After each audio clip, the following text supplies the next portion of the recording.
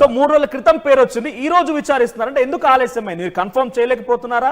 Confirmation రాలేదు కాబట్టి విచారించలేదా? ఇలా కూడా అనుమానాలు ఉన్నాయి. సో నిజంగానే ఆ ఆలయానికి సంబంధించి అంత ఎత్తైనటువంటి ప్రదేశం సుమారు 20-25 ఫీట్స్ లో ఆ అమ్మాయి మృతదేహం లభించింది కాబట్టి, సో నిజంగా చేసిన వాళ్ళైతే కనుక తన కూతురునో లేకపోతే తన కుటుంబీకులు చేసి ఉంటే నిజంగా అమ్మాయిని వివస్త్రంగా చేయడం, ఆ తర్వాత తీసుకొచ్చి పడేయడం, సో అక్కడ ఎక్కడ కూడా ఒక్క సీసీటీవీ కెమెరాలో కూడా రికార్డ్ అవ్వలేదు. సో ప్రజెంట్ దీనిపై ఎలా ఒకసారి మనకున్నటువంటి ప్రశ్నలు కొంచెం ఎలాబరేట్ చేసే ప్రయత్నం, డీకోడ్ చేసే ప్రయత్నం చేద్దాం.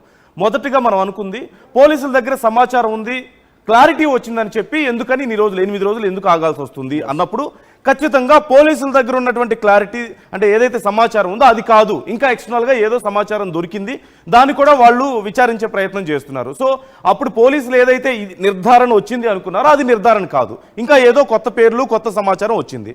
నంబర్ 1 క్లారిటీ వచ్చేసింది. రెండోది, బ్రహ్మయ్య అనే పేరు ఇప్పటి వరకు ఎందుకు తెర మీదకి రాలేదు అనే ప్రశ్న ఇక్కడ ఉత్పన్నమవుతుంది. సో దీనికి సంబంధించి ఖచ్చితంగా అంటే పోలీసులు సిగ్నల్స్ ని ట్రేస్ చేస్తున్నారు, ఎవరెవరు ఆ ప్రాంతాల్లో ఉన్నారో గమనిస్తున్నారు అన్నప్పుడు కొండయ్య అనే పేరు బయటకు వచ్చింది, కానీ బ్రహ్మయ్య అనే పేరు ఎందుకు బయటకు రాలేదు, ఇప్పుడు ఎందుకు బయటకు వచ్చింది, అసలు బ్రహ్మయ్యని విచారించాల్సిన అవసరం ఎందుకు వచ్చింది అనేది ఇది చాలా కీలకమైన అంశం.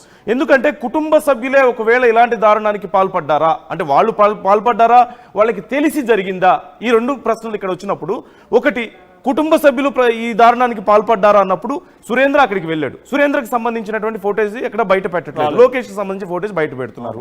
రెండోది, ఇప్పుడు బ్రహ్మయ్య అనే పేరు కొత్త పేరు, అతను కూడా కుటుంబ సభ్యుడే.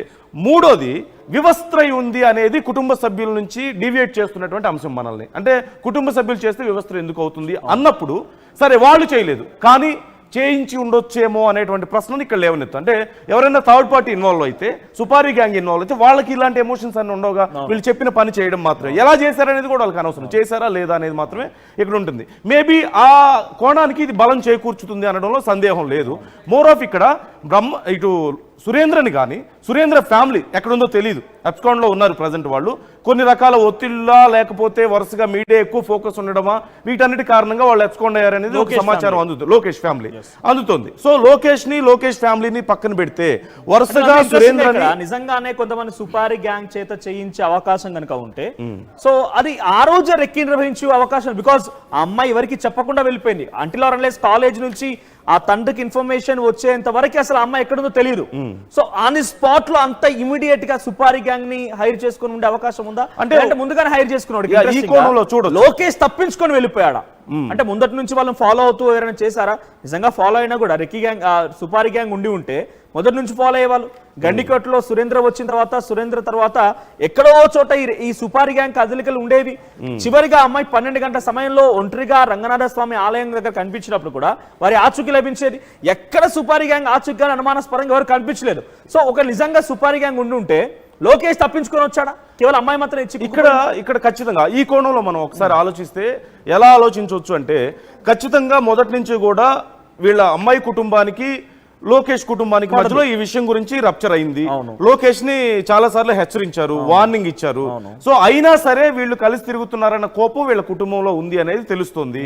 సో అది పరువు కోసమా లేకపోతే చెప్పిన మాట వినకుండా మమ్మల్ని బాధ పెడుతుందన్న కోపంతోనో మేబీ ఖచ్చితంగా వాళ్ళకి మనసులో ఏమైనా బలంగా ఒక నిర్ణయం తీసుకొని ఉండాలి. రెండోది, ఆ రోజు లోకేష్ కి ఇన్ఫర్మేషన్ వచ్చింది, అందుకే అంత హడావుడిగా వెళ్ళిపోయాడు. ఖచ్చితంగా సురేంద్ర వస్తున్నాడని వెళ్ళిపోయారా, ఎవరైనా వస్తున్నారా అనేది ఏదో ఇన్ఫర్మేషన్ వచ్చింది, ఏదో ఉంది తేడా అన్నప్పుడు ఖచ్చితంగా అమ్మాయిని వదిలేసి వెళ్ళిపోయాడు.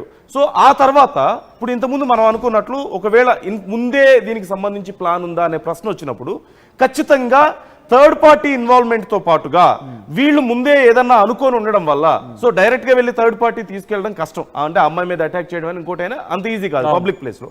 ఖచ్చితంగా తెలిసిన వాళ్ళు ఎవరో కొంచెం మభ్యపెట్టి పక్కకు తీసుకెళ్లడమో లేకపోతే అమ్మాయిని అంటే సేఫ్ గా ఉన్నా అనే ఫీల్ ని కల్పించి ఆ తర్వాత ఏదైనా అటాక్ చేసి ఉండొచ్చు. డైరెక్ట్ గా స్ట్రేంజర్స్ వెళ్ళి అటాక్ చేస్తే పబ్లిక్ ప్లేస్ లో గందరగోళం అవుతుంది.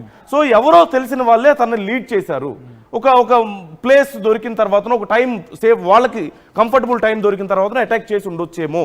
అంటే ఆ అటాక్ లో బయట వాళ్ళు మాత్రమే కాకుండా ఖచ్చితంగా తెలిసిన వాళ్ళు ఇన్వాల్వ్మెంట్ ఉంది, అంటే వాళ్ళకి సంబంధించిన సిగ్నల్స్ అక్కడ ఉన్నాయి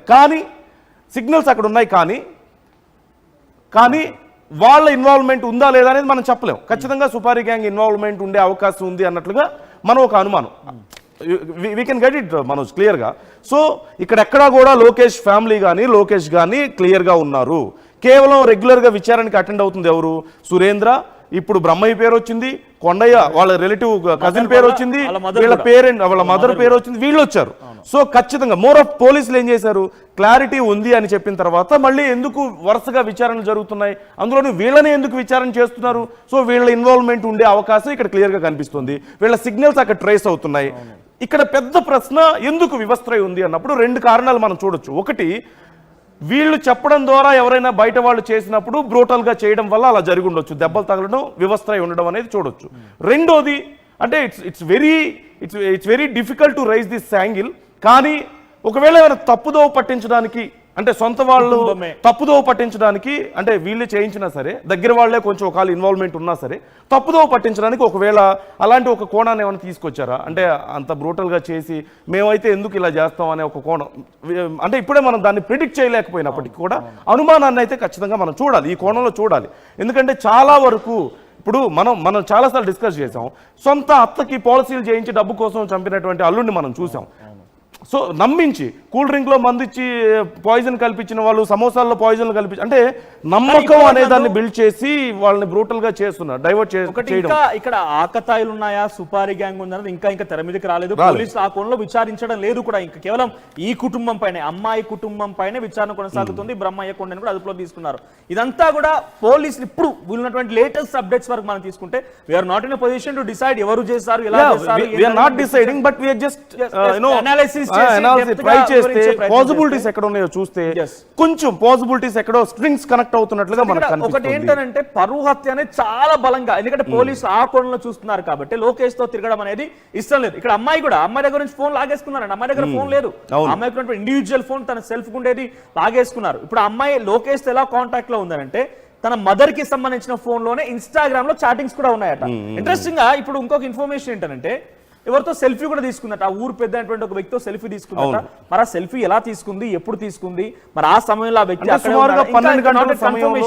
12 గంటల సమయంలో సెల్ఫీ ఉండొచ్చు అనేది కొంత అంచనా ఉంది అక్కడ, కొంత ఇంటర్నల్ సమాచారం ఉంది మనకి. దాన్ని ఇప్పుడే మనం కన్ఫర్మ్ చేసుకోకపోయినప్పుడు కూడా 12 గంటల సమయంలో ఒక సెల్ఫీ ఉంది అనేది ప్రాథమికంగా మనకు అందుతున్నటువంటి సమాచారం. సో ఆ పరిసరాల్లో ఖచ్చితంగా ఆ యువతి సరౌండింగ్స్ లో తనకి తెలిసిన, తన కజిన్సా బ్రదర్సా ఎవరైనా సరే వాళ్ళకి తెలిసిన మూవ్మెంట్ అనేది అక్కడ ఉంది అనేది అర్థమవుతుంది. పోలీసులు విచారిస్తున్న కోణం చూసినా సరే ఖచ్చితంగా వీళ్ళ ఇన్వాల్వ్మెంట్ ఉంది అనడానికి అనుమానాలను రేకెత్తిస్తుంది.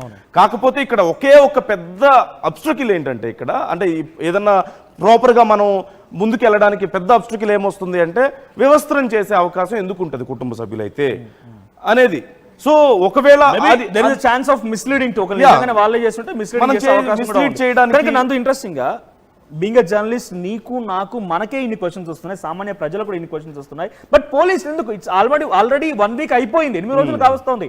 జూలై 14న మధ్యాహ్నం సమయంలో 12 గంటలకు జరిగి ఉంటుంది అనేది డాక్టర్స్ చెప్తున్న విషయం. ఆఫ్టర్ దాన్ని ఆటాప్సీ తీసుకెళ్లిన టైంలో కానివ్వండి, తనకి చెక్స్ చేసిన టైంలో.